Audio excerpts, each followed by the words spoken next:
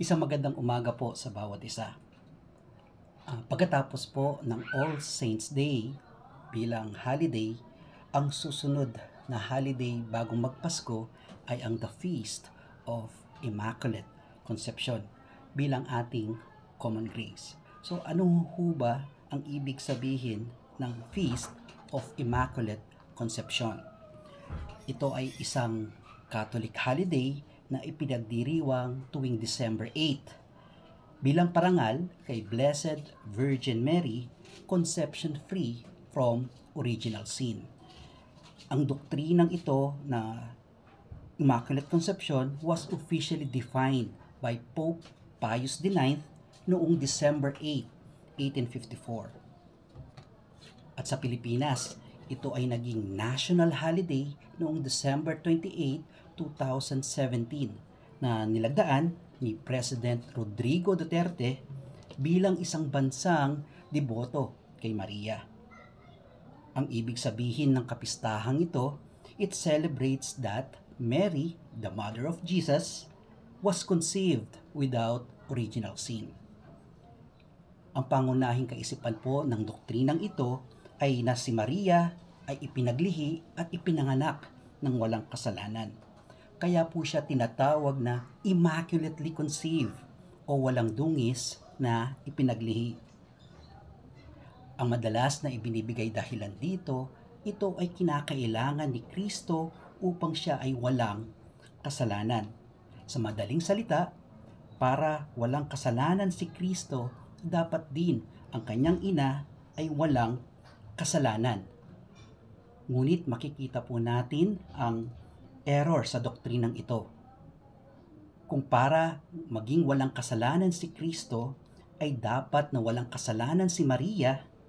Kung gayon, ang pagiging walang kasalanan ni Maria, dapat din ang kanyang ina ay walang kasalanan. At kung ito ay ating ipagpapatuloy pabalik hanggang kay Eva, malalaman nating lahat na si Eva ay hindi nagkasala. Sa kautusan, wala ring anumang patunay na sumusuporta sa doktrinang ito. Dapat po nating alalahanin ng ating pagkakasala ay hindi nagsimula sa babae na si Eva o sa babae bilang asawa, kundi sa lalaki na si Adan. Tayo po ay nagkasala dahil sa ipinataw na kasalanan kay Adan at hindi kailanman magiging walang kasalanan ang ina ni Kristo upang siya mismo ay walang kasalanan, sapagkat si Kristo ay itinalaga ng Diyos bilang ikalawang Adan. Kaya tulad ni Adan, bago siya nagkasala, si Hesukristo ay siya mismo ay walang kasalanan. Si Kristo po, tulad ni Adan, bilang isang federal head, ay kumakatawan sa lahat ng kanyang kinakatawan. Ibig sabihin po, ang Immaculate Conception ay naaangkop lamang kay Hesukristo at hindi kay Maria. Ang lahat po ng anak ni Adan ay makasalanan. Kabilang na dito si Maria. At tulad ng lahat ng makasalanan, si Maria ay nangangailangan din ng kaligtasan mula kay Hesukristo. Ngunit kinikilala po natin ang mahalagang papel na ginampanan ni Maria sa layunin sa pagtubos ng Diyos. Bagamat ang kalagayan ni Kristo ay katulad ng kay Adan, si Kristo ay higit na dakila kaysa kay Adan. Kailangan nating maunawaan na si Adan ay nilikha ng Diyos bilang tao. Ngunit si Kristo bilang anak ng Diyos ay hindi kailanman nilikha. Ang nangyari kay Kristo ay maaari po nating ibuod sa isang pinakadakilang pagpapahayag ng pananampalataya. Isang simple, ngunit malalim at mabigat na pahayag. Ang Diyos ay naging tao. Sa panahon po natin ngayon, tayo ay nasanay na sa maikling pangungusap na ito. Naging bahagi na natin ng ating pananampalataya. Bahagi na rin ng ating mga awitin. Kaya bahagya na lamang nating nararamdaman ang kahalagahan at ilalim ng pahayag na ito. Sa susunod na buwan po ng Disyembre, ginugunita natin at ipinagdiriwang natin ang buong ingay ng kasiglahan sa buong Kristyanismo, ang kapanganakan ni Hesukristo. Sa buong mundo ng Kristyanismo, binibigkas natin ang pahayag na to, ang Diyos ay nagkatawang tao. Kaya po sa umagang ito, nais kong bigyan diin ang tamang pangunawa sa pahayag na to. Kaya gagamitin po natin ang teksto mula sa Hebrews bilang batayan upang ating pagbulay-bulayan ang simple, maikli at malalim na pahayag. Ang Diyos ay naging tao. Makipagbukas po kayo sa akin sa Hebrews chapter 2 verse 5 to 9. Sapagkat hindi ipinasakop ng Diyos sa mga anghel ang sanlibutang darating, na siya'y aming sinasabi. Ngunit may nagpatunay sa isang dako na sinasabi, ano ang tao upang siya'y iyong alalahanin? O ang anak ng tao upang siya'y iyong pagmalasakitan? Siya'y ginawa mong mababa kaysa mga anghel ng sandaling panahon. Siya'y pinatungan mo ng kaluwalhatian at ng karangalan. At siya'y inilagay mo sa ibabaw ng mga gawa ng iyong mga kamay. Ipinasakop mo ang lahat ng mga bagay sa ilalim ng kanyang mga paa. Ito po ay mula sa Awit chapter 8 verse 4 to 6. Nang masakop niya ang lahat ng bawat bagay, wala siyang iniwan na hindi niya nasasakop. Ngunit ngayon ay hindi pa natin nakikitang nasasakop niya ang lahat ng mga bagay.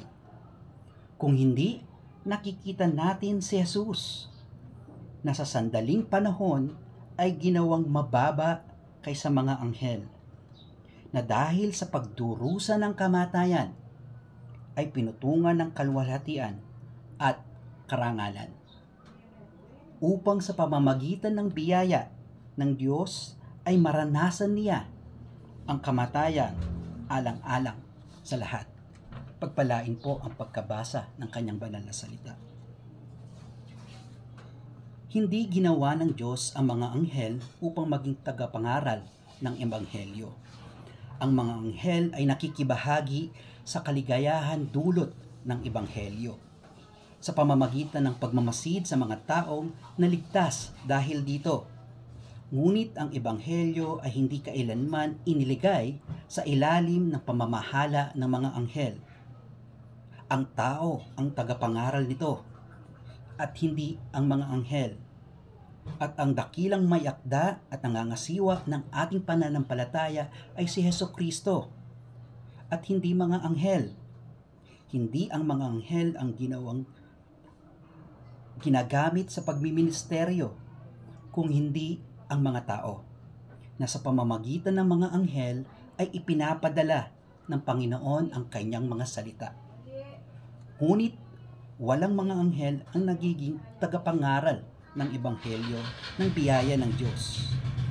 Ang karangalang iyon ay inilaan ng Diyos para sa isang mas mababang uri ng nilalang, ang mga tao. Ginawa ng Diyos ang tao bilang piniling kasangkapan ng kanyang kamanghamanghang gawain ng biyaya dito sa lupa. Isang tungkuling napakataas sa mga anghel, ngunit hindi ibinigay sa mga anghel. Ito ay ipinagkaloob sa mga tao. Gayon din kay Adan. Bago siya nagkasala dahil sa kanyang pagsuway, ang lahat ng mga hayop na nalikha ng Diyos ay kinilala siya bilang kanilang Panginoon at tagapamahala. Subalit, higit na walang hanggan ang katuparan nito sa ikalawang Adan at sa kanyang sariling kapangyarihan at karangalan ay muling itinaas ang tao bilang hari ng mundong sanlilikha. Hindi pa natin nakikita ang tao bilang ganap na mumuno sa lahat ng mga bagay. Ang ganap na pamamahala ng tao dahil ito sa kasalanan. Gayunman, nakikita na natin ito kay Jesus na siyang namumuno na ibinigay ng Diyos sa tao. Nakikita na natin ito sa pamamagitan ng pananampalataya. Nakikita na natin si Jesus at hindi bilang Diyos, kundi Diyos na naging tao na itinaas higit sa lahat ng pamumuno, kapangyarihan, kaluwalhatian at kadakilaan. Ipinapaliwanag po ng ating teksto na mula pa ng simula sa kanyang sulat ang kataas-taasang kalikasan ng anak ng Diyos. Una po, ipinapakita sa pamamagitan ng paghahambing ang pagiging higit ng anak ng Diyos kaysa sa mga anghel. Nagtanong siya ng mga bagay tulad nito.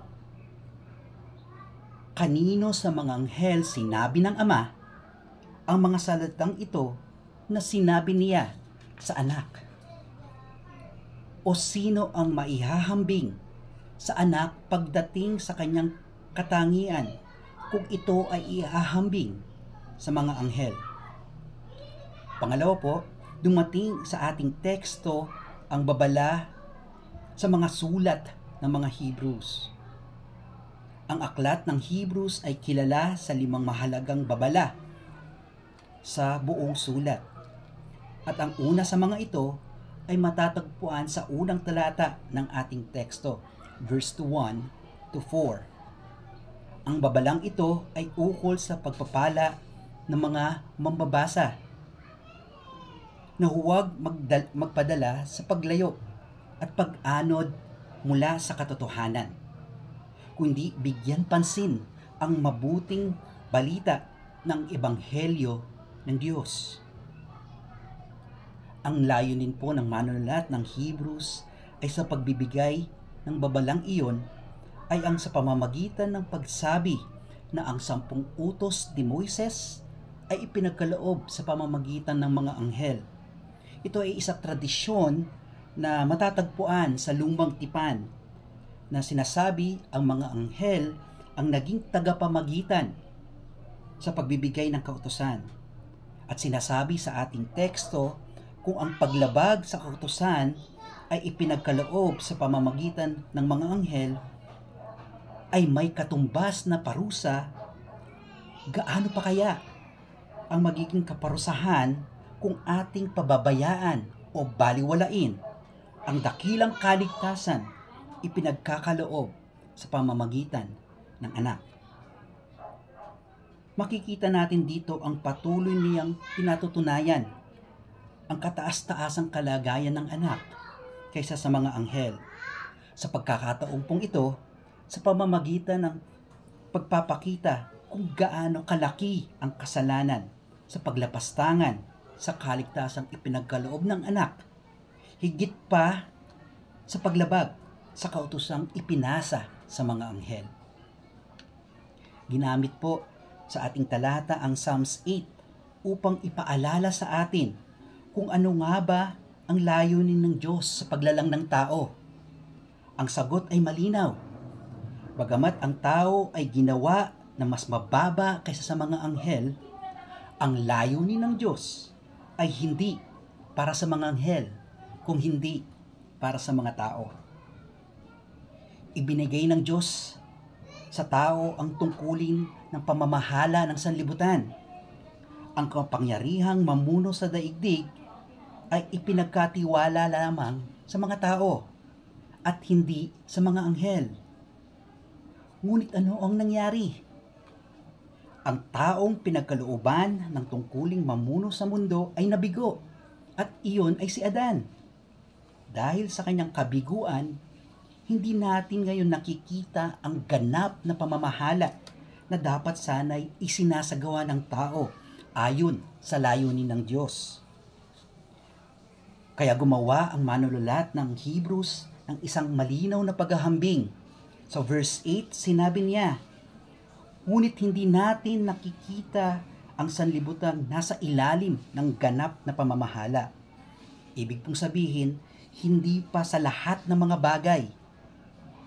Ngunit sa verse 8, ipinapakita ang isang matinding kaibahan. Ngunit nakikita natin si Jesus.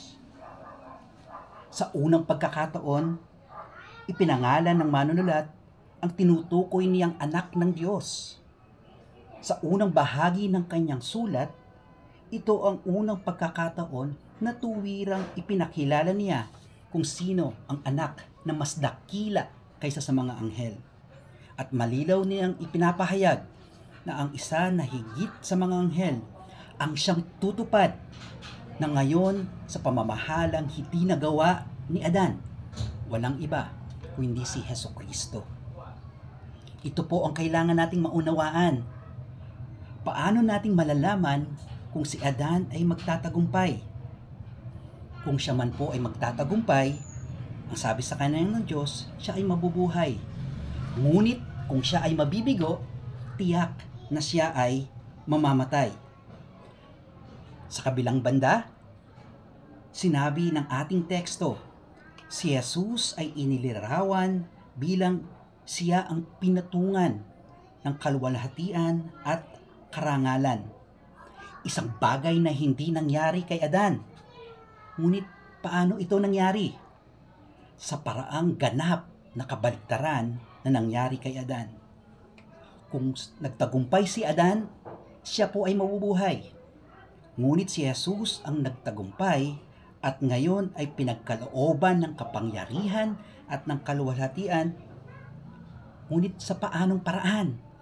Sa pamamagitan ng kamatayan. Iyon ang hindi malinaw. Yun ang hindi makatwiran. Yun ang hiwaga. Ang tanging sagot sa tanong, bakit naging tao ang Diyos? At iyon ay upang mamatay. Sapagkat ito ang kamatayan ng isang kahalili.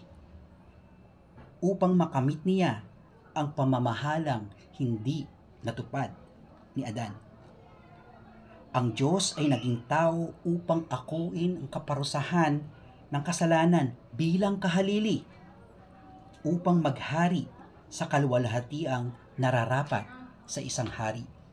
Ang sabi po ni Noel Espinosa, God became man to be a substitute for the punishment of sin, and now with kingly glory, ang Diyos ay naging tao upang maging kahalili sa parusa ng kasalanan. Ngunit ngayon ay pinutungan na makaharing karangalan. Sa madaling salita, sinasabi po ng ating teksto dito, ang ipinag-utos sa Psalms 8 para sa tao ay ngayon ay tinutupad ng anak ng Diyos. Siya ay ginawang mas mababa kaysa sa mga anghel, bagamat siya ay higit na dakila kaysa sa mga anghel. Ang anak ng Diyos ay higit sa mga anghel, ngunit sa maikling panahon, siya ay ginawang mas mababa kaysa sa kanila. Ibig sabihin, si Jesus ay ibinaba sa kalagayan ng pagpapakumbaba o humiliation. Pansinin po natin ang pagkakaiba. Hindi pa natin nakikita ang pamumunog ibinanggit sa Psalms 8 na ipinagkaloob sa tao sa ibabaw ng lahat ng mga nilikha. Ngunit nakikita na natin ito na tinutupad ni Hesukristo. Hindi ito natupad sa makasalanan ng tao, kundi natutupad ngayon ito dahil kay Kristo. At dito unang binanggit ng Hebrews ang kanyang pangalan. Si Jesus ay ang Diyos na naging tao.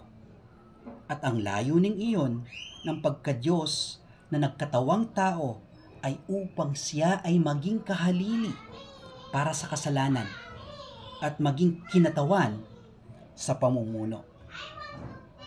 Maari po nating tignan sa dalawang paraan kung paano naging tao ang Diyos upang maging kahalili.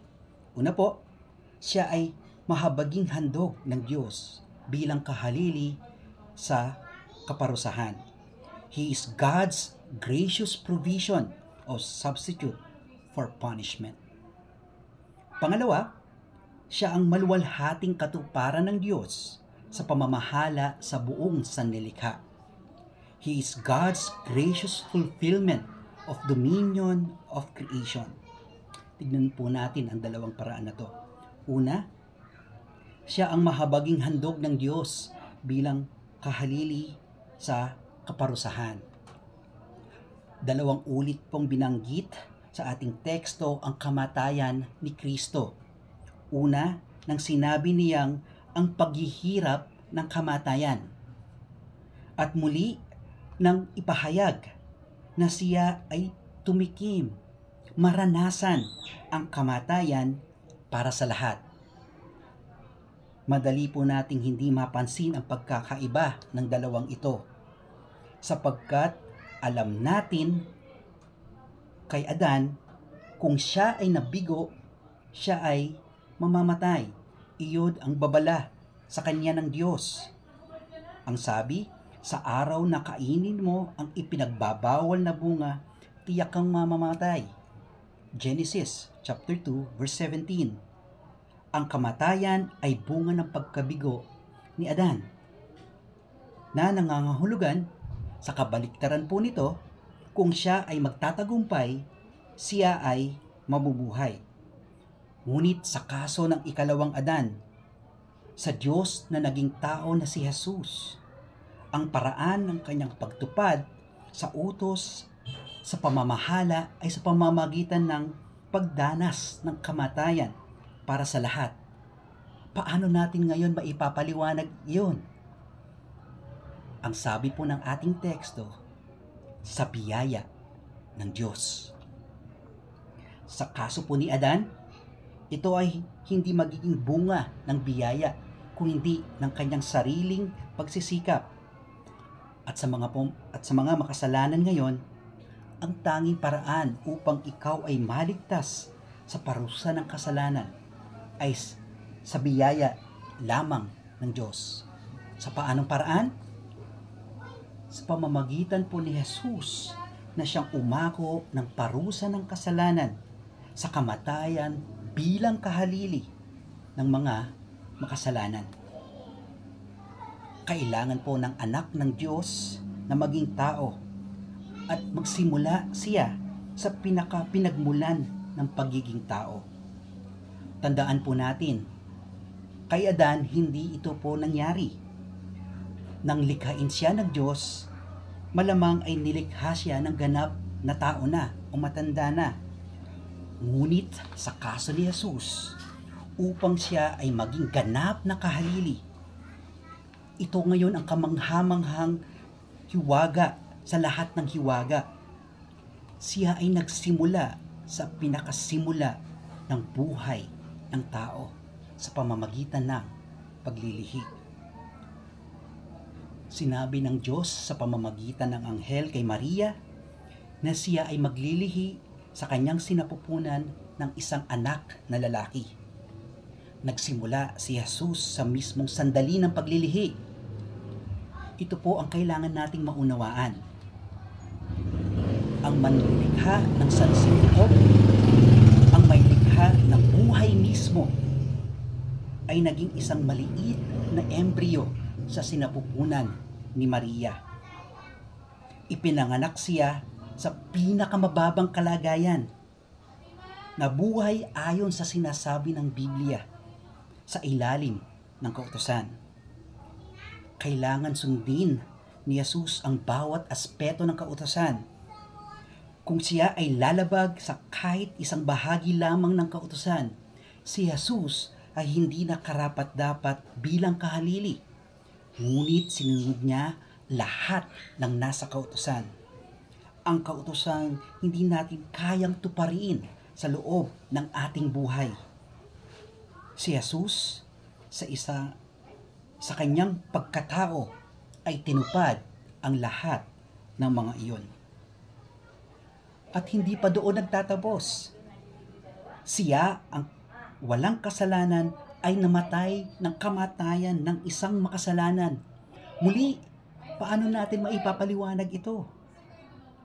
Ipinapahayag ito sa ating teksto sa isang mas malinaw at mas personal na pahayag. Bagamat po ang bagong tipan ay puno ng mga pagtukoy sa kamatayan ni Kristo, sa Hebrews 2:9 lamang sinabi na siya'y tumikim ng kamatayan para sa lahat. Maranasan niya ang kamatayang alang-alang sa lahat. Binibigyan din dito ang personal na karanasan ni Jesucristo sa kamatayan. Sa mga sulat po ni Pablo, sinasabi niya si Kristo ay namatay. O sa mas theological na paraan, si Kristo ay namatay para sa mga makasalanan. Ngunit sa ating teksto ay sinabi, siya ay tumikim ng kamatayan para sa lahat. Ito ay napaka-personal. Maaaring halimbawa po nito ang iyong panlasa na ikaw lamang ang nakakaranas.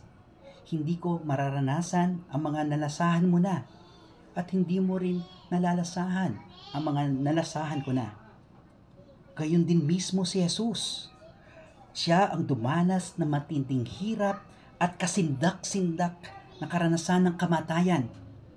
Siya ay namatay sa mga makasalanan. Ang salitang nangingibabaw dito ay tinikman niya.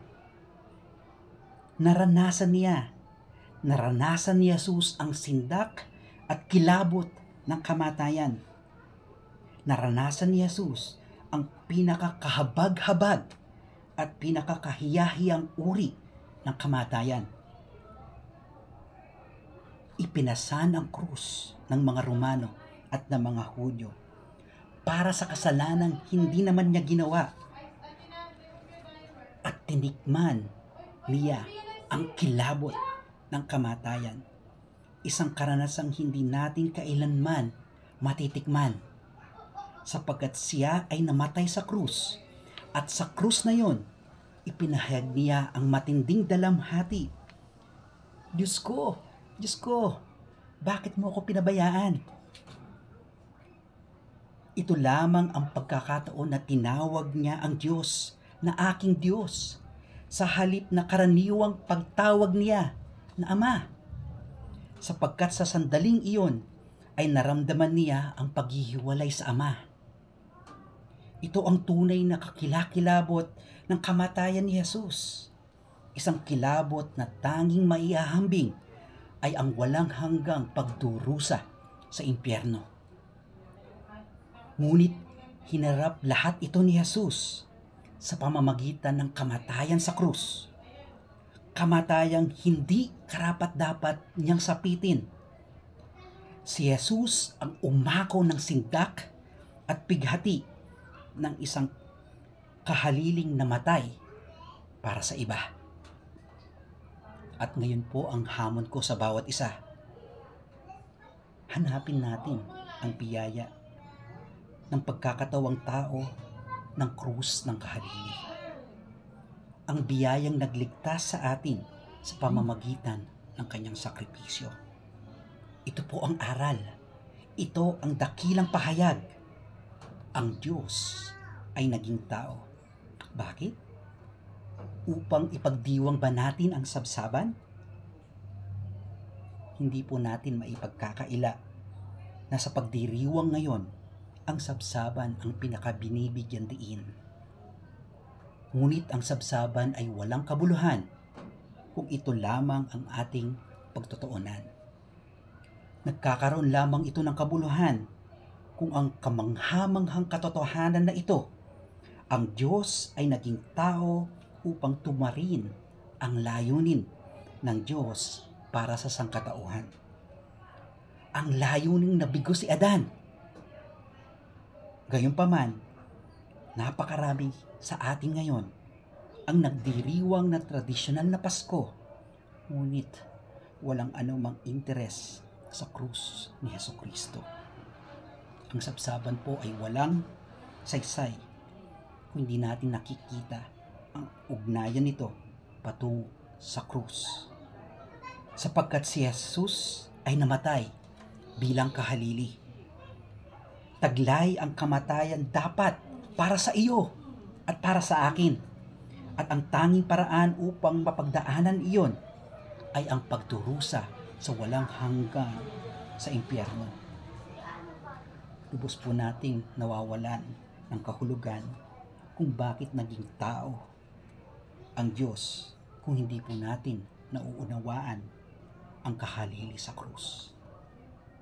Ang tanong po, kilala mo ba ang kahaliling iyon?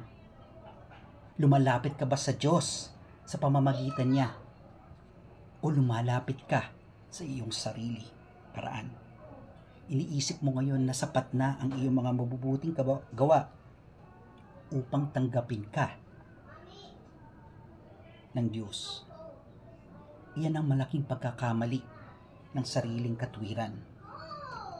Ngunit kahit ang mga mananampalataya sa tuwing lumalapit sa Diyos ay hindi lumalapit sa kanilang sariling merito, kundi sa pamamagitan din ng kahalili, ang katwiran ni Kristo.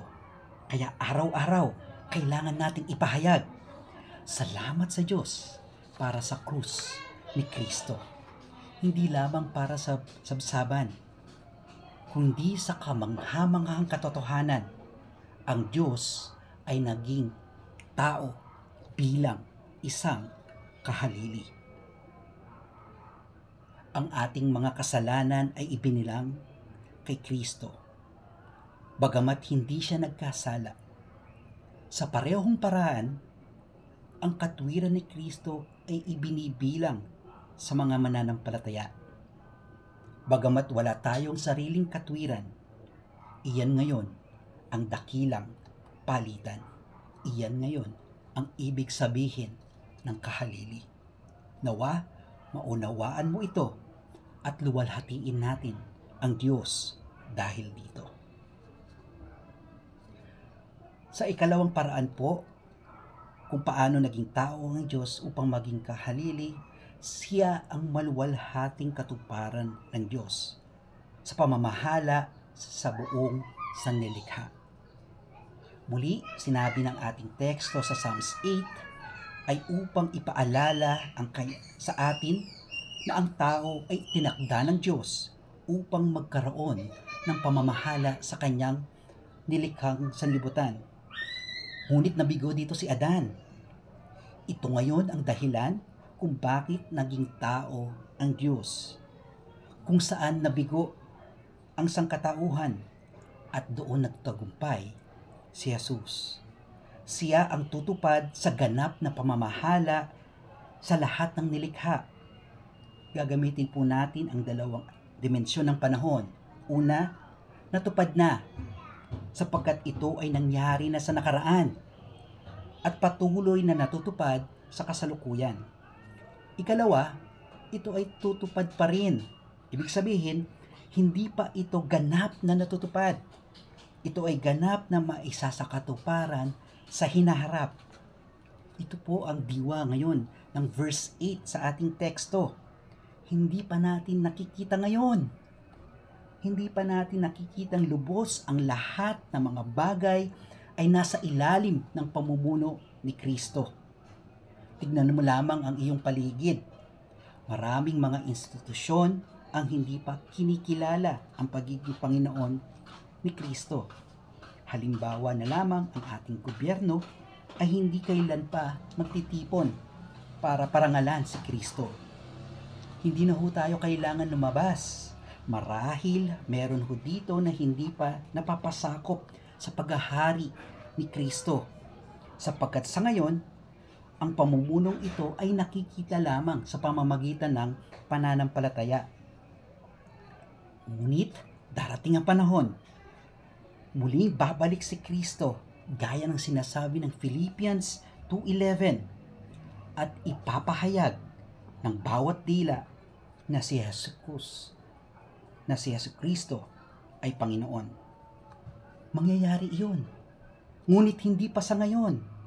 Kaya't sinasabi ng ating teksto, hindi pa natin nakikita, ngunit nakikita na natin si Jesus. Siya mismo ang nagsisimula tuparin ang mga ito. Ang iglesia po dapat ay maging lugar kung saan ang katotohanan ito ay bahagyang natutupad na sa bawat individual at bilang isang kinatawan. Ano nga ba ang nangangasiwa sa isang mananampalataya? Dati, siya ay nasa ilalim ng kapangyarihan ng kasalanan. Ngunit nang siya ay maligtas, siya ay nasa pailalim na sa pamumuno ni Kristo. At iyan ang paanyaya ko sa inyo kung ikaw ay wala pa kay Kristo. Isuko mo ang iyong sarili sa kanyang pamumuno at ang kanyang pagkapanginoon, sapagkat doon lamang matatagpuan ang kaligtasan. Ano ang nagpapaunawa sa iglesia? Ang iglesia ay isang pagtitipon ng mga individual na napasailalim na sa pamumuno ni Kristo. Bagamat iba-iba ang mga antas ng ating pagpapasakop, kaya kung minsan po ay nagkakaroon pa rin ng alitan o hindi pagkakaunawaan sa loob ng iglesia. Sapagkat may mga bahagi pa rin sa atin na hindi pa lubos na napapasakop sa pamumuno ni Kristo. Ngunit ito po ang dapat nating layunin na sa ating araw-araw na pagpapasya at pakikibaka, dapat si Kristo ang lubos na namumuno sa atin. Sinasabi ng ating teksto, si Jesus ay nakoronahan ng kapangyarihan at pamumuno. Ang iglesia ay dapat ipinagpapatuloy ang misyon, ang pagpapalawak sa pamumuno ni Jesus. Iyan ang dapat nating gawin. Palawakin ang impluwensya ni Kristo sa sanlibutan ito.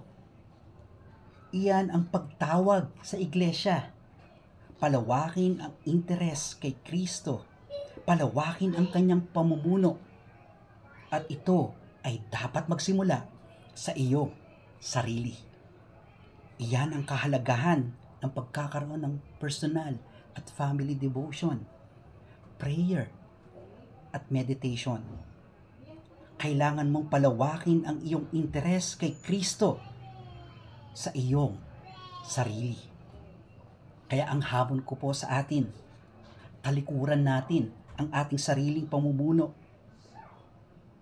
at paghahangad sa mga bagay sa mundong ito, pasakop sa pamumuno ni Kristo at sa kanyang kaharian. Wala po dapat sinuman ang may kapangyarihan katumbas ang pamumuno ni Kristo sa kanyang isinasagawa ngayon sa kanyang mga tao, sapagkat siya mismo ang namumuno sa kaharian. Wala dapat sinuman ang may kapangyarihan sa kanyang kaharian sa atin, maliban kay Kristo. Ang ating pakikibaka sa buhay mananampalataya ay maipapaliwanag lamang bilang isang tunggalian ng mga pamumuno. Sino ang namumuno sa iyo bawat araw? Sino ang masusunod? Kapag may banggaan ng interest, kapag nagbabanggaan ang iyong damdamin at ang iyong kaalaman sa salita ng Diyos, sino ang iyong sinusunod? Sino ang iyong namumuno? Darating ang araw na ang tao ay muling mamumuno sa lahat ng nilikha, gaya ng layunin ng Diyos mula pa ng simula. Ngunit sa kasalukuyan, si Kristo ang siyang namumuno bilang kinatawan ng kanyang bayan. Dahil siya ay namumuno para sa atin, tayo rin ay may bahagi ng kanyang pamumunong iyon. Ang sanlilikha ay hindi dapat maghari sa atin, sapagkat ang ating kalagayan ngayon, sabi ng Ephesians 2:6, tayo ay muling binuhay na kasama niya at pinaupo sa kalagitnaan at pinaupo sa kalangitan kay Kristo Jesus. Iyan ang wika ng maharlikang pag-upo sa trono. Tayo ay pinaupo, pinapagharing kasama ni Kristo. Tayo ngayon ay mga hari at mga saserdote na sinasabi sa Revelation chapter 1. Kaya't kapag hinahayaan natin ang isang nilikhang bagay ang siyang namumuno sa atin sa halip na si Kristo, ipinapakita natin ngayon ang pagbagsak ni Adan ay nasa loob pa rin natin. Dapat maging layunin natin ang paglago sa kabanalan. At sa paglago sa kabanalan ay nangangahulugan lumago ka sa pamamahala ng mga likhang bagay dito sa mundong ito. Kaya ang tanong po, ano ang iyong pamumuno sa mga nilikha? Ito ba ay ang iyong pera na tila may kapangyarihan kontrolin ang lahat? Ito ba ang iyong relasyon o estado sa buhay na kumakapit sa iyong damdamin at kalooban? Kung ikaw ay isang mananampalataya, dapat mong maunawaan ngayon, si Kristo na ang namumuno sa iyo. Ikaw din ay dapat mamumuno sa mga bagay na kanyang pinamumunuan. At siya ay namumuno hindi dahil siya ay Diyos, kundi dahil siya ang Diyos na naging tao. Kaya walang dahilan para sa isang mananampalataya kay Kristo na huwag mamuno kasama niya. Pamahalaan mo ang iyong makasalanang pagkatao at mga pagnanasa. Kaya ang sagot po sa tanong, bakit naging tao ang Diyos ay malinaw? Naging kahalili siya para sa iyo. Naging kahalili siya para sa atin. Muli mo dapat ipahayag ito na may kagalakan, ang katotohanang ang Diyos ay naging tao upang isabuhay ang buhay na dapat na ikaw at ako ang nabubuhay, ngunit hindi natin kaya. At upang mamatay sa kamatayan, ikaw at ako ang nararapat, ngunit si Jesus ang tumanggap ng lahat ng mga ito.